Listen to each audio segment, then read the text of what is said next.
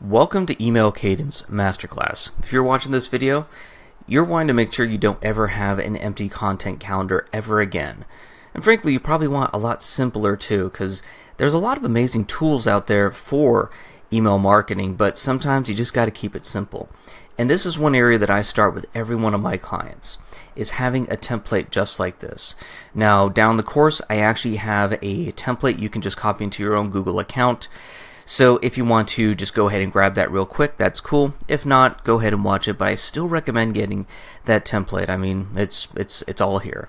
So I use this both for myself and for my clients, and you can use it for your own business, or you can use it for your own clients if you're providing email marketing to them.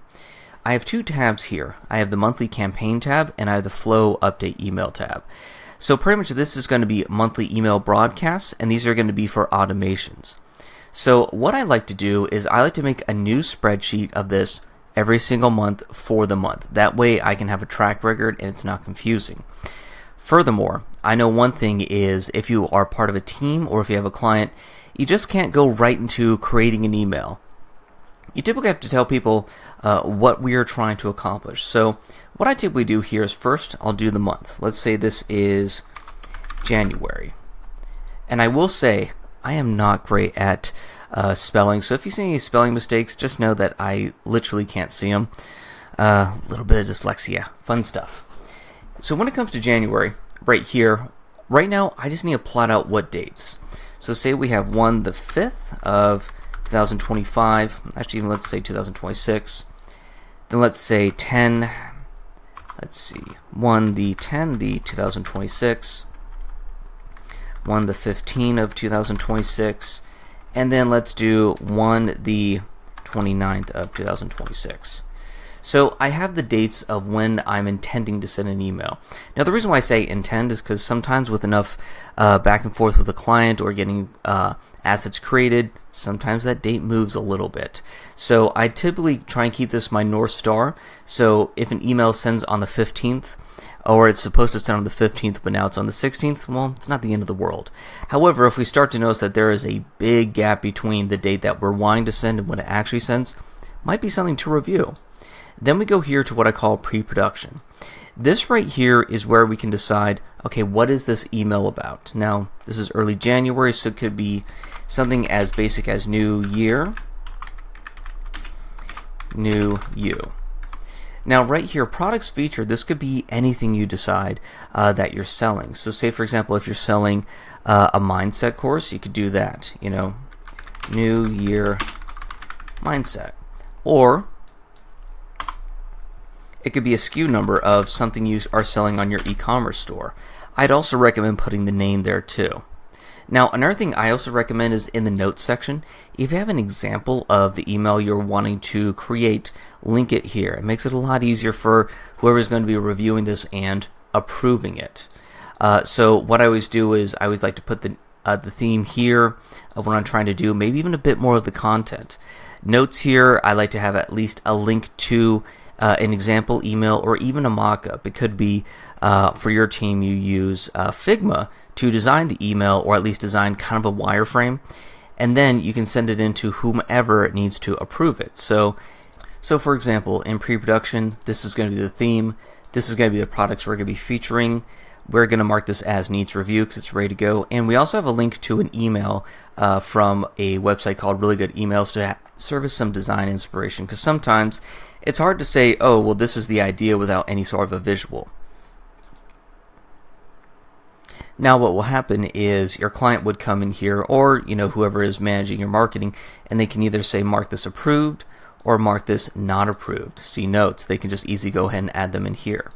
Now let's just say it is approved. That moves on to the next tab.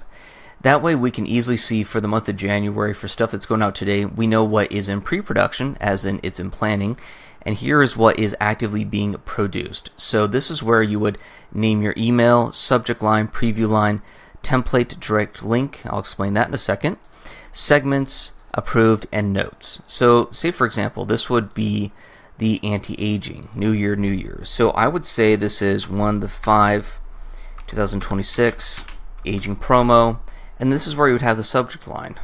So once an email's into production, I always like to make sure I have the email name. This is what you're going to see on the back end of your ESP. This is what's going to be the actual campaign name. Subject line, preview line. When we start actually designing the email, which I'm going to be jumping to pretty quickly, I actually like to link a link to it right here it makes it a lot easier when you need to share it with someone, or if you just need to jump back in and make a quick edit. And segments is when we're going to be talking about segmentation. Now, segmentation means we are going to be sending a certain message to a certain group of people. I am a big believer in not sending one email to the entire list, because you think about it, if you take 100 people, not everyone's going to have the same, interests, issues, and the like. We want to make sure we're sending the right message at the right time. And then, of course, once this has all been populated, you'll just go ahead and put needs review. Now let's jump over to flow emails. And by the way, if it seems like we haven't completed this, it's okay. We're going to actually be coming back to this tab once we are working on the actual email itself. Now real quick, here is what we do for flow emails. Now flow emails are different.